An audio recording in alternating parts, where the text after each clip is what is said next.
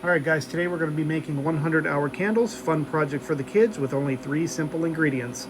First thing you're going to need is some Crisco, some candles, and some pint mason jars. Once you get all that together, go ahead and slowly melt the Crisco in a pan. You're going to slowly melt this. Once this is melted, let it cool to about 135 degrees, and then slowly spoon it into the mason jar, filling it up to about that first rim there. One of these 96-ounce Criscos will make about 7 jars. You see 5 here. Go ahead and throw those in the fridge, let those solidify for an hour, then take them out. Go ahead and measure your candle up to that first rim and roll your candle over a knife like you see here, just to get it cut to length. Once it is cut, you're going to go ahead and just shove that thing right in the center of the Crisco. Just go ahead and shove it down there.